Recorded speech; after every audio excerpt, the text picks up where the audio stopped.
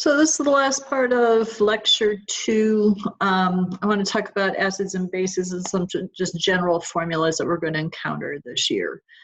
So I've given you a list. I thought this was a nice summary. I found it somewhere of naming acids, whether it be binary, oxy acids. So take a look at that. But I do want to mention on the bottom here, there are 6 strong acids that you do need to memorize sooner than later. These are the ones that the AP exam expect you to know. And then on this list, it says 9 strong bases. Just know that we're talking group 1 and group 2, anything attached. Any of those metals over there attached to OH in AP has decided that that's going to be considered a strong base. So there really is no memorization there. So take a look at this, make sure you know how to do the naming of acids and bases. So for your, in your note packet, I just want to point out a couple things that are unique to acids and bases. First off, acetic acid is going to be a very common acid that we're going to encounter. I mentioned this when we did the organic. It is a carboxylic acid, so it has that way of writing it.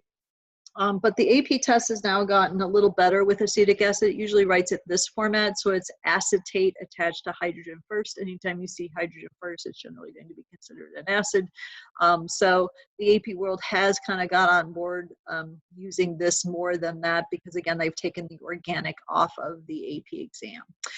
Bases, please note, though, if you have 2 OHs, it does not change the naming system. So if you have calcium hydroxide, magnesium hydroxide, they might have 2 OHs because calcium is a +2 charge.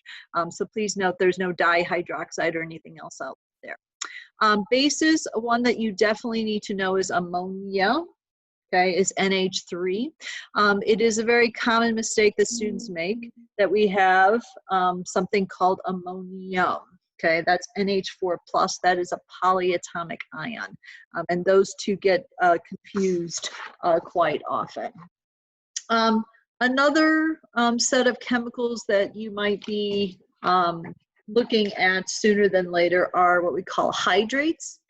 So if you see barium chloride and you see a dot and then water attached, that means there are 2 water molecules attached to this crystal. And when you are doing the molar mass, you have to add up barium and 2 chlorines, but you also are going to have to add in 2 water molecules. So if I have barium chloride and there is no water attached, this is considered anhydrous. And we're going to do a lab further on down. Anhydrous just means no water. But if it does have the water, you're going to name it as barium chloride, following the rules of nomenclature. But then you have to say it's a dihydrate, because di standing 2 water molecules.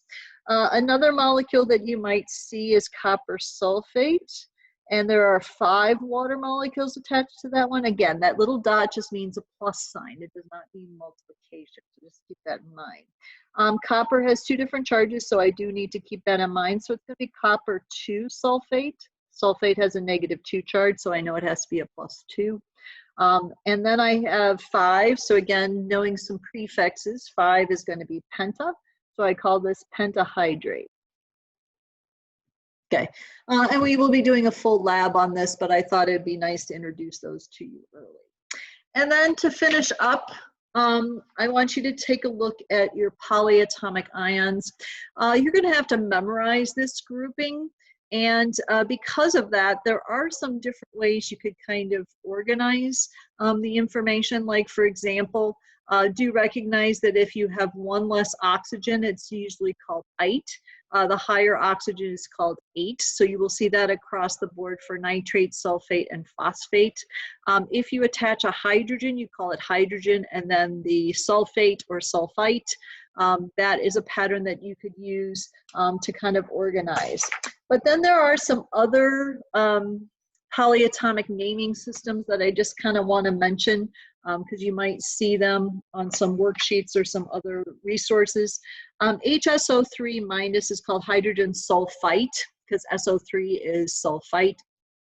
You could use that naming system, but it's also called bisulfite. So if you see that in some practice problems, that is HSO3 minus. HSO4 minus is hydrogen sulfate, but you could also call it bisulfate. HCO3 minus is called bicarbonate. That's probably the most common one that you're going to see out there. Bicarbonate is used pretty frequently as a common name. And then please note, and this is on your list, if I have two hydrogens attached, you will see that di thrown in there. So this is where it does get a little confusing for students because you're starting to use some of the prefixes with ionic compounds. So just keep that in mind. That does pop up because you have two hydrogens, because phosphate is a -3 charge. All right, and then one other thing I do want to mention, and this is on your list, but I do like to point it out. No, it isn't on. No, it is on your list.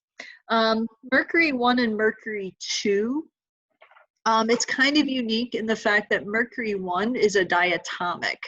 So you need two of these and they overall have a +2 charge.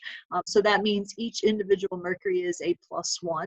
While you have Mercury 2, which is just one mercury with a +2 charge, so that's called Mercury 2. So I point that out just because it is a little different than all of the other transition metals that you see, and it is one that we might encounter.